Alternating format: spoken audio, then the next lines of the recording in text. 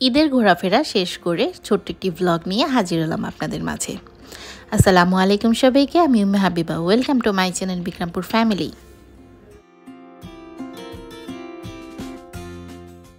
আশা করছি যে যেখান থেকে ভিডিওটি দেখছেন না কেন সকলেই ভালো আছেন। আলহামদুলিল্লাহ, আল্লাহ তাআলার রহমতে আমরাও কিন্তু ভালো আছি। আর এই সুস্থতা নিয়েই শুরু করছি আজকের ভ্লগটি। বেড়াতে যেতে কার না ভালো লাগে, আর যদি হয় ঈদের বেড়ানো। ঈদের বেড়ানোটা তো এইবার আপনাদের সাথে শেয়ার করলাম যে কতদিন কোথায় কোথায় বেড়ালাম। বাসায় এসে যদিও 2-3 দিন রেস্ট নেওয়া হয়েছে, এরপর কিন্তু আমার রান্না করার পালা।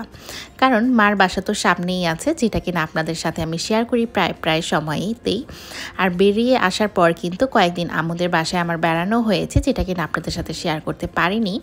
এরপর হচ্ছে অনেক দিন পর বাসায় রান্না করলাম, তো চটপট কি রান্না করা যাবে সকালে সেইটা ভাবতেই সকালে রান্না করে নিলাম হচ্ছে সুজির হালুয়া, আরও নিয়েছিলাম হচ্ছে আমি ভেজে পরোটা। এটা ছিল ইনস্ট্যান্ট পরোটা, যেটা কিনা ফ্রোজেন অবস্থা করা ছিল। তো আপনাদের ভাই আর আমি তো নাস্তাটা করে নিলাম। গরমের মধ্যে কে না চায় ঝটপট করে রান্না করতে। আমি তো সব সময়তেই চাই যে কত তাড়াতাড়ি আমি রান্নাঘর থেকে হচ্ছে চলে আসব, কারণ ঝটপট রান্না করাই হচ্ছে আমার কাজ। আর গরমের মধ্যে আমার রান্নাঘরে তেমন কিছুই ভালো লাগে না। আজকে কিন্তু আমি ঝটপট ওয়েতেই কিছু রান্না করব। তো আমি কিন্তু প্রথমেই ভাত রান্না করে নিয়েছি। এখন হচ্ছে ডালটা বসিয়ে দেওয়ার জন্য এখানে দেখতেই পাচ্ছেন মসুরের ডাল কিন্তু ধুয়ে নিয়েছি। এরপর দিয়ে দিলাম হচ্ছে আদা রসুন বাটা, হলুদ মরিচ আর হচ্ছে ধনিয়া গুঁড়া, যেটা কিনা একসাথে করে রাখি, সামান্য পরিমাণে তেল, কাঁচামরিচ, পেঁয়াজ, আর দিয়ে দিলাম হচ্ছে এখানে টমেটো কুচি। টমেটো এখানে আমি 2টা টমেটো পরিমাণে নিয়েছিলাম। আর সেটা দিয়ে কিন্তু এখন আমি ভালো করে চটকিয়ে তারপর কিন্তু ডালটা আজকে বসিয়ে দিব।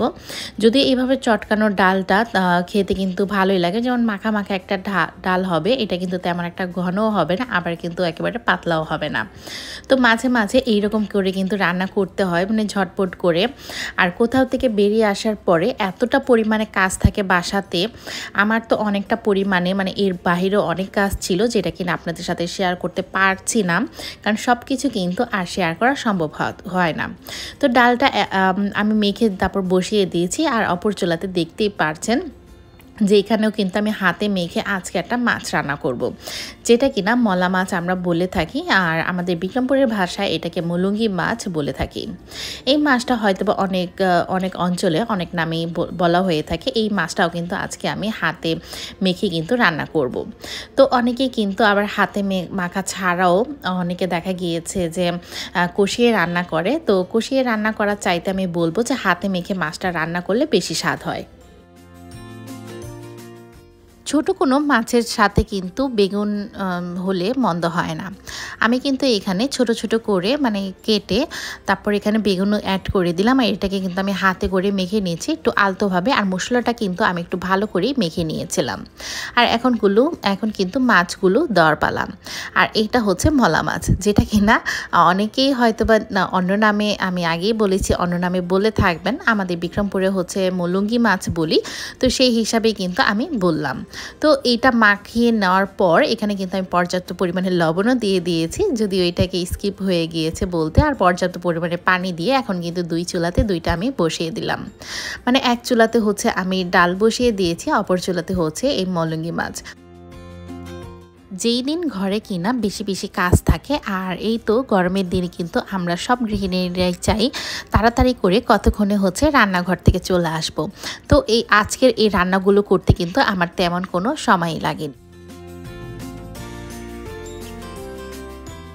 ও আসার সময় হচ্ছে মেয়েকে তরমুজ দিলাম, কারণ এই গরমের সিজনে তরমুজটাই হচ্ছে সবচাইতে বেস্ট। মেয়ে তো কী আর বলবো, মানে তরমুজের বিচি ফেলতেই আর খাবে কি, মানে সময় মনে হয় যে এখানেই ব্যয় করে দিচ্ছিল। তো আমার হেল্পিং হ্যান্ড হচ্ছে এই দিক দিয়ে আমার ঘরের কাজটা করে গিয়েছে, সেই জন্য আবার আমি ঘরটা একটু গুছিয়ে নিয়েছিলাম। তো আপনাকে বলছিলাম এইভাবে কি তরমুজের বিচি ছেড়ে দেয় নাকি, মানে আমি তোমাকে ফেলে দিচ্ছি, তো সেইটা ও মানছিল না। তো আমি কি করার, যে তোমারটা তুমি খাও, হচ্ছে আমারটাও কিন্তু আমি এখন একা একা খেয়ে নেব। যাই হোক, মা মেয়ে মিলে কিন্তু দুইজনে তরমুজ খেয়ে নিয়েছিলাম। আর আফরার কাজেই হচ্ছে সকালবেলা যখন স্কুল না থাকে তো হচ্ছে বসে বসে মানে টিভি দেখবে, আর টিভিতে কি যে আগডুম বাগডুম দেখে সেটা আমার কাছে একটুও ভালো লাগে না। তো আপনাদের বাচ্চারাও কি টিভিতে এইরকম করে দেখে থাকে নাকি, তা কিন্তু অবশ্যই কমেন্ট করে জানাতে ভুলবেন না। আজকে মানে যখন দুপুরবেলা খেতে বসবো তখন কিন্তু আমাদের বাসায় বিদ্যুৎ ছিল না, যার কারণে হচ্ছে আজকের আয়োজনটা করলাম হচ্ছে বারান্দাতে।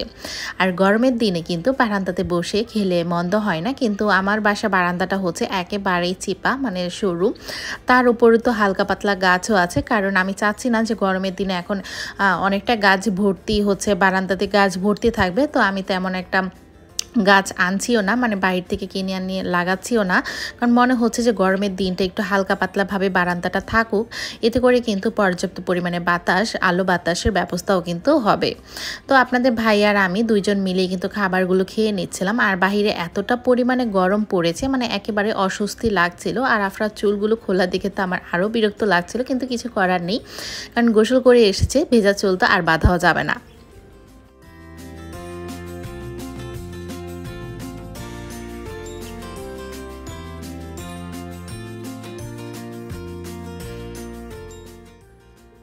বিকালবেলাতে আফরা আর আমি মিলে গিয়েছিলাম, মানে মা মেয়ে মিলে গিয়েছিলাম হচ্ছে বাহিরে, আর সেখান থেকে হচ্ছে আমাদের আবার চলে আসা, কারণ অনেক দিন পর হচ্ছে বাসাতে এসেছি। আর আমাদের ছোট্ট সংসারে যাবতীয় কিছু দরকার ছিল, সেটার জন্যই কিন্তু বাইরে যাওয়া।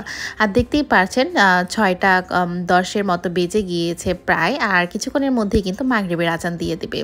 আমি মূলত আজকে স্বপ্নে গিয়েছিলাম, আর বেশিরভাগ সময়তে হচ্ছে আফরাকে নিয়ে স্বপ্নে যাওয়া হয়, কারণ সেখান থেকে বাজার করতে আমার ভালো লাগে। আর আপনাদের ভাইয়াকে ছাড়াও হচ্ছে স্বপ্নে আমি বেস্ট মনে করি। তো আজকে স্বপ্নের থেকে হচ্ছে আমাদের পলি দিয়েছিল, সেটা নিয়ে আমি জিজ্ঞেস করলাম, তারা বললো যে তাদের নাকি ব্যাগ ছিল না। যাই হোক, এই তো আফরা তো চিপস খেয়ে নিয়েছিল, আর বাইরে গেলে তো হাবি যাবি এইটা তো ওকে নিতেই হবে।